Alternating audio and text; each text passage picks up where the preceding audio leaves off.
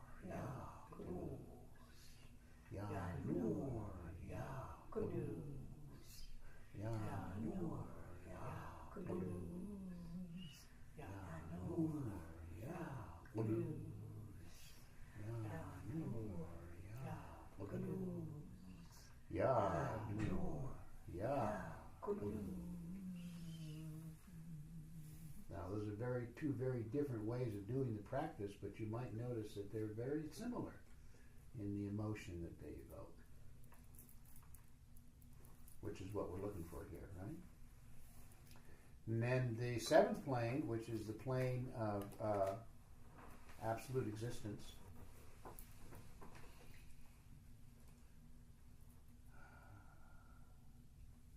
What can you say about that?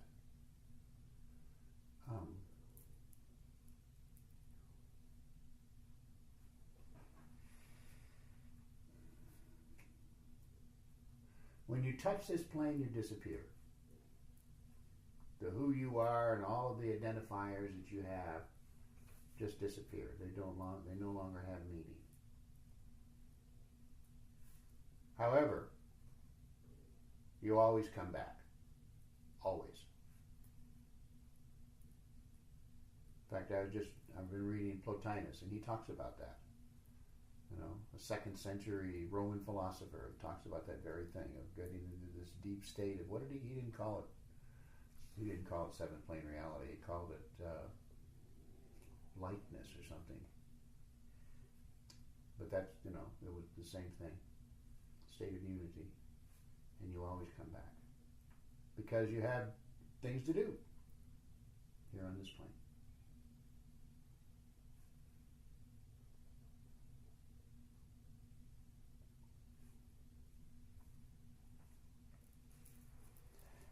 And now, can you think of what practice is really appropriate to 7th plane? Oh, you... No, we did that already. I mean, like... No. You did that. Huh?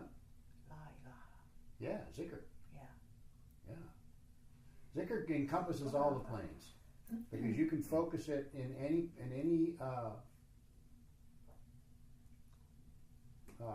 any emotion, any concentration you can give it.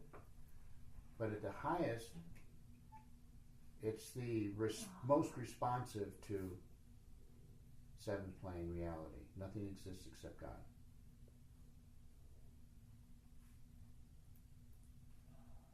Okay? Now, where are we at here? Now, back to Pir Vilayat. Is everybody up, up with me on this? Plotinus was the 3rd century? What's now? Plotinus was the 3rd century? 2nd century. 2nd century. Plotinus. Plotinus. Pir Vilayat used to, quote him all the time. So I thought I should start reading about Plotinus. And, here it is.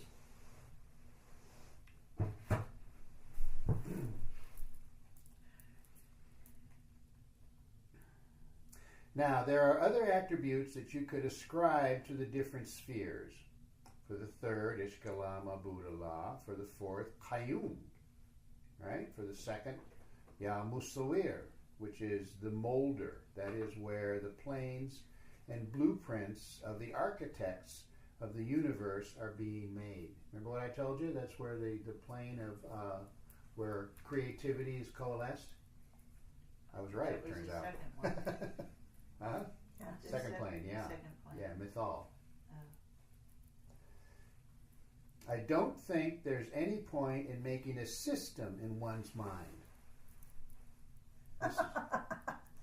What did we just do? I know, isn't that funny? Well, Okay. plus I was thinking that in some ways you could draw a correlation with the chakra system. You could, but that's not what he wants to do. And he gets into it right here in this paragraph. Okay. One falls far below the attunement that is required of us. Just experience what you can by drawing that experience from the memory of the unconscious of the past, the memory of the past which has been consigned to the unconscious. Actually, one is still living in all these planes now. That's a really critical point. It's just like one passed through them, one is still submerged in each one. But, as Murshid says, there is a veil that separates the planes, and that veil is our ignorance. And so, if we lift that veil, we will realize that aspect of our being that is functioning on the fifth plane, and that is continually influencing our being on the first plane. So that finally we come to the view that we live on all planes simultaneously. How's that feel? Boy.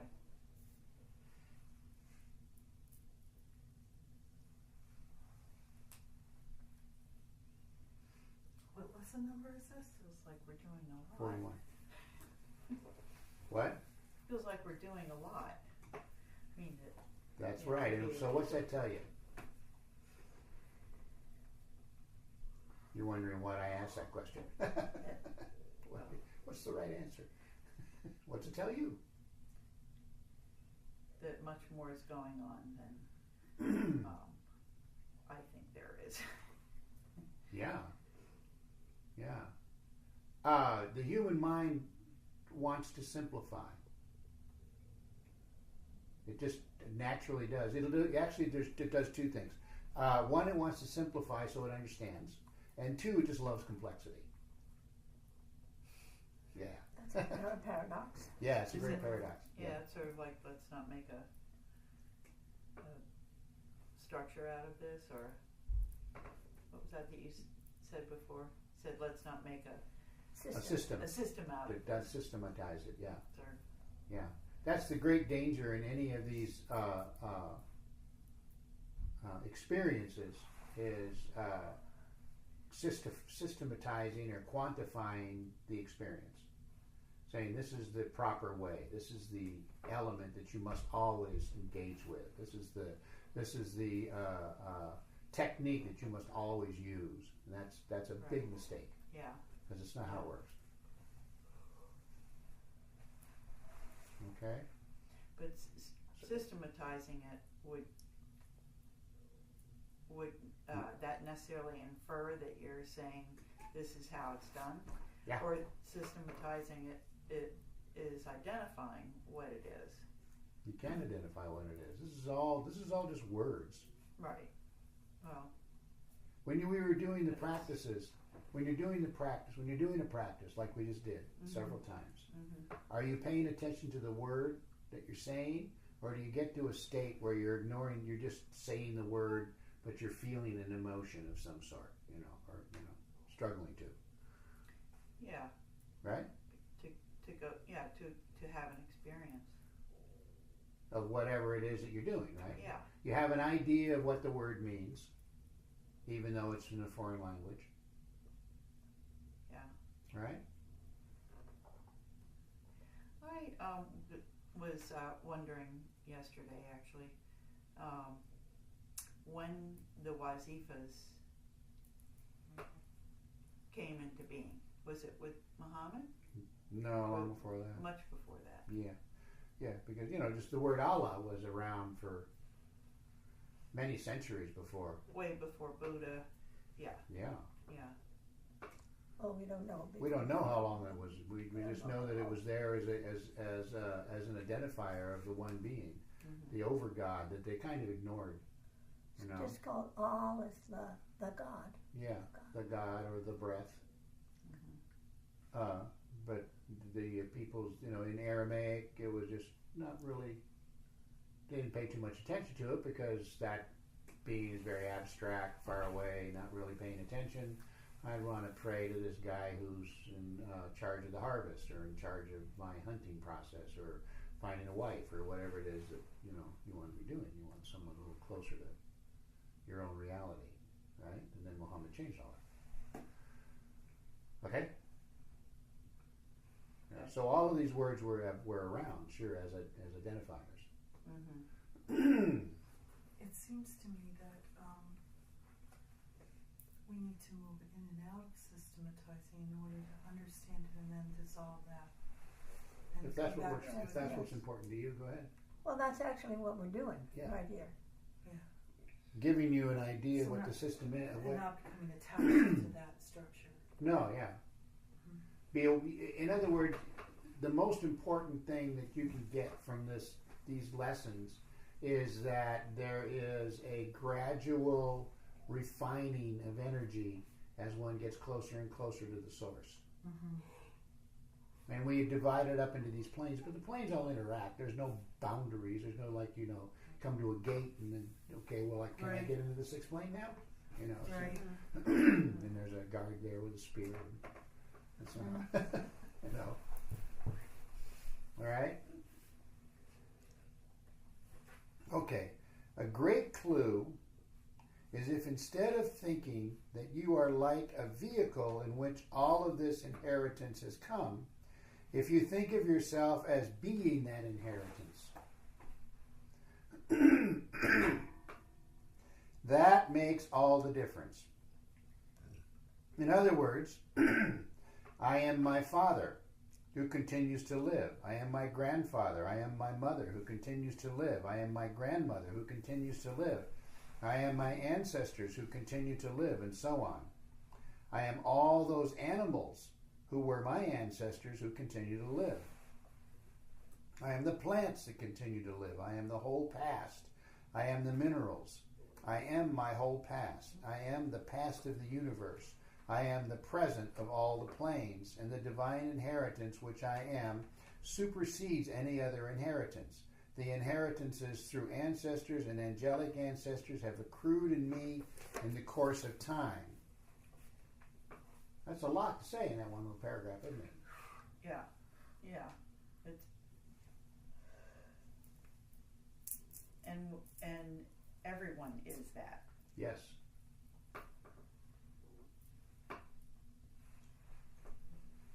There's a catch, though.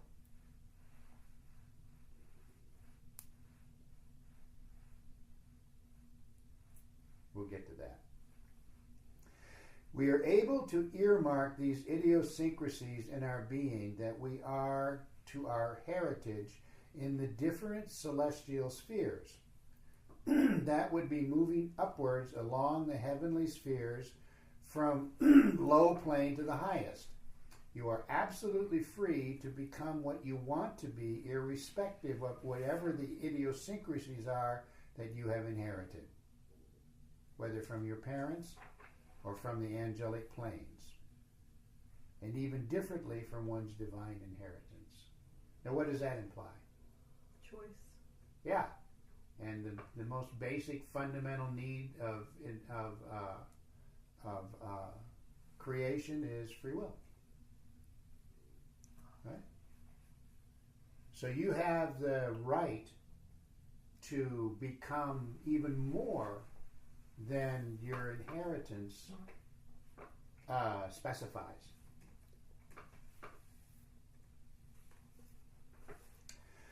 But of course, one is using the material that one has inherited, exactly like a modern artist uses the same paints that ancient artists used to use, but what he makes of it is different. Say that again, please. One is using the material that one has inherited, exactly like a modern artist uses the same paints that ancient artists used to use, but what he makes of it is different. Right? Mm-hmm. You understand that? Mm-hmm. You know, you're not doing two-dimensional. You use perspective, which hasn't been around for all that long, and modern art,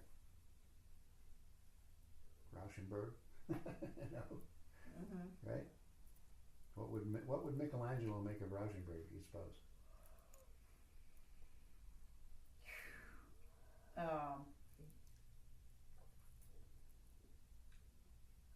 I think it would be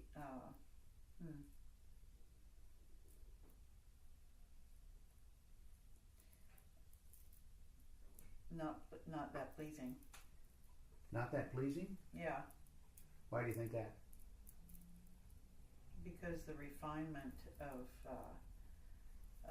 his expression, Michelangelo? mm-hmm. Yeah.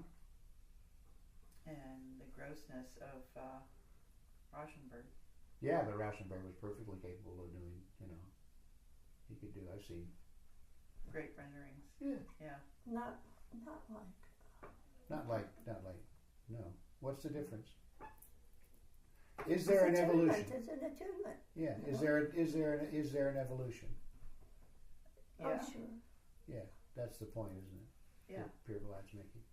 Yeah. We move.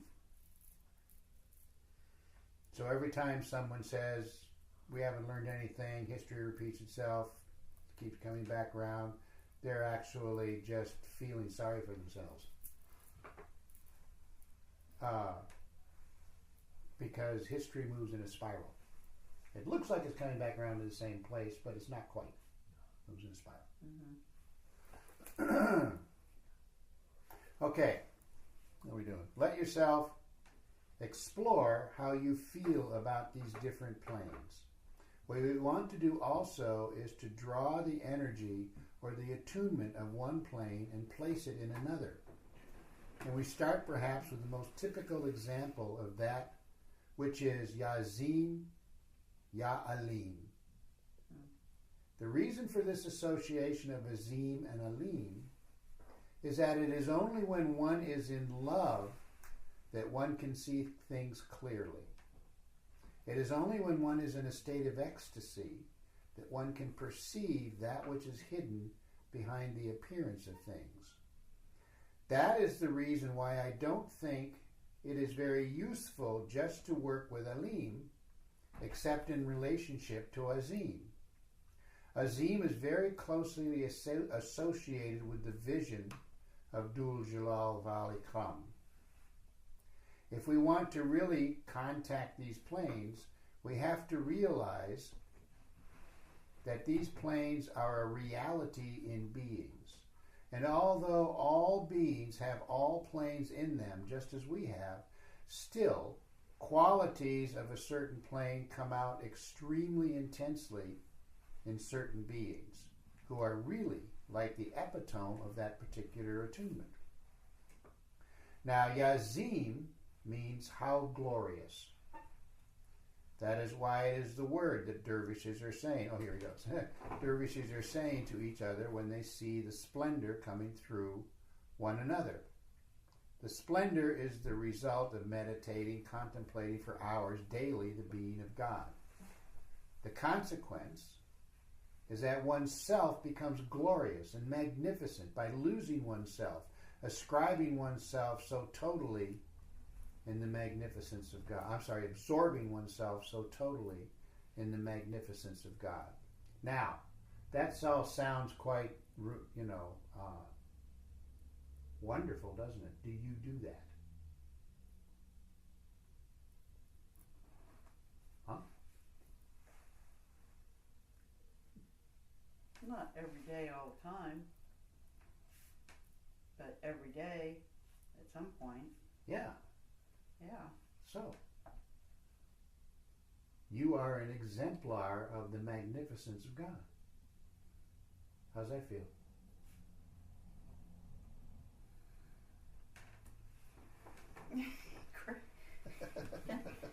Great.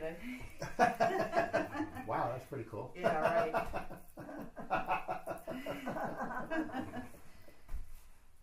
It's always hard to accept. It's very hard to accept that you are an exemplar of the magnificence of God because of the work that you do, because of the efforts that you make, because of the, and the key here always is with a sense of honesty.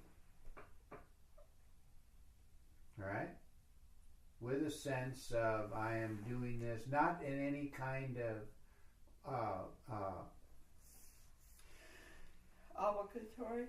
obligatory, or look how cool I am kind of thing. Oh, right. Prideful. You're just doing it. Did you have something to add? No. Oh. Okay, it's just because it's just what you do. That's kind of critical, actually. Because I've seen so many people get very involved in their own magnificence, that kind of gets in the way. Okay? All right, let's see. Where are we at here? He's talking about Azim. And here he says, this is the knowledge that God had without using the consciousness of people, or rather his or her consciousness, fragmented into it. Now, this is a very important paragraph. I remember this. Fragmented into a number of focal points. It was this original form of understanding the divine intelligence. The divine glance is functioning through our focal center, but does not allow itself to limit itself by our focal center, that is our personal consciousness, which is what I was just saying, right? So there are two modes of understanding that we ascribe as Hu and Ana. Hu is the presence, Ana is me. Anna. Individuality.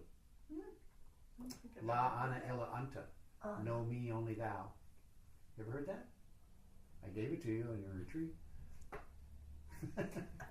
So soon they forget. Yeah, it's you'll remember soon. You remember? Yeah. La Ana Illa Anta. Know me, only thou. Yeah, very powerful practice. Okay? The first mode of understanding is where there is no duality. It is not based on anything that we can contribute to the divine understanding by being the eyes through which he or she sees. And the other one is where we do contribute, and by this fragmentation of the divine consciousness, something is gained. That's the major paradox, which Sufism is continually wrapped within. But on the one hand, we don't contribute a thing. Existence is. Unity is. All right? And on the other hand, our very experience, in fact, does contribute to the divine experience. Okay? The major paradox. That's to discover the interaction between these two states is a very high realization. The state of Unity as opposed, ahad or wahid. Unity in multiplicity, multiplicity in unity. Okay, that's a seventh plane paradox.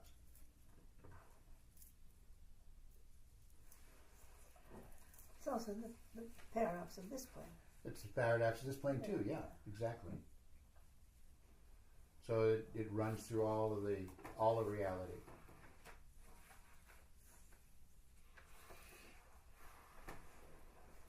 Okay? How are we doing here? It occurs to me that Louder for the recording. it occurs to me that no matter what of which of the planes one is working in, it affects all the others, radiates up and down. Yeah. Which goes back to a question that you posed earlier. What does it mean that you live on all planes? Yeah. So you're not aware of it, but you're affecting the other planes. Yeah.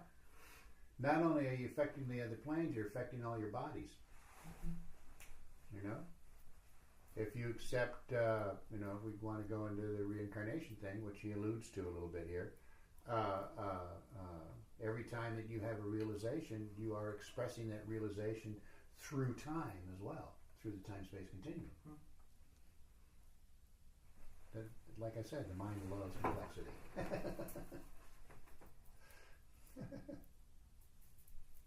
Doesn't it? Okay, where are we at here? We are then more than the individual subject who sees. We are the divine being who sees. And our particular vantage point is infused with the divine vantage point. It is transfused by it. And so when you are saying Yalim, what you are saying is that God is the aware one, is the one who is aware, the knower. He or she is the knower.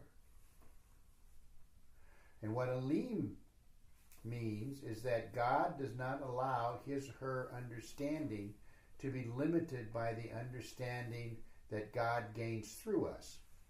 Those parts of God that are being focalized or fragmented, and somehow God transfuses this knowledge with God's transcended knowledge.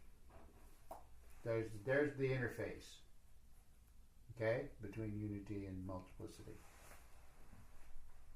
And every time that we start perceiving that which transpires behind that which appears, we are participating in the divine action whereby God transfuses the knowledge of beings by God's transcended knowledge. Okay? Everybody all caught up on that? The transcended knowledge is the all-knowing intelligence, the divine intelligence. Yeah, Achel. Yahal. Achel. A-Q-L. A apostrophe Q-L. Is that what that is? Yeah. The divine intelligence. Achel. That is that requires no the divine intelligence that requires no input. Whereas Alim is the input. The acquired knowledge. Yeah. Acquired knowledge. Is that knowledge through? Is that a distinction of like book knowledge, or Could be. is that also knowledge of let's say intuition, or Could be. yeah, All knowledge. However it's acquired. I see. So let's do this. Azim, Yazim, Yalim. And just see what you experience, and without any kind of preconception of what it should be. And we'll do 101, and that way it gives you plenty of time to just feel it out and see what you feel. And if you don't feel anything, you don't feel anything. It's okay. Doesn't matter. The idea is just to allow the emotion of the attribute to flow through you. That's the key word, to allow. Allow, right? Yeah. Because sometimes people are, doing practices and they say, "Oh, I don't feel anything," and because they have some preconceived idea of what they're supposed to feel, and it's not happening. So it's allow whatever happens to happen. Yeah, exactly. Okay, so. And we'll do it gently, but do kind of keep the ah sound in the third eye. You'll, feel it there.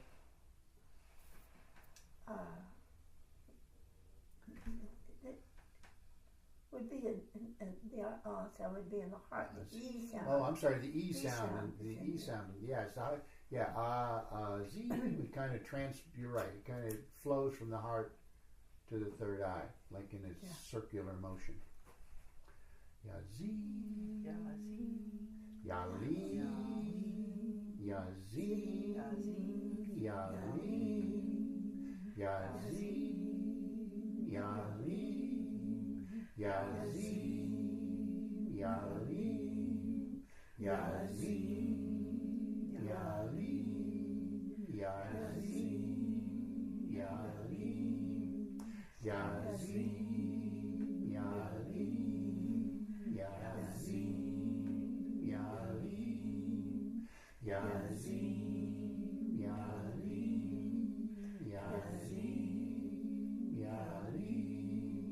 Yazim, Yalim, Yazim, Yalim, Yazim,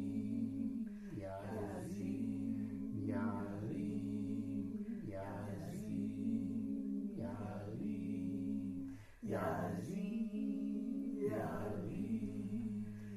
Yazim.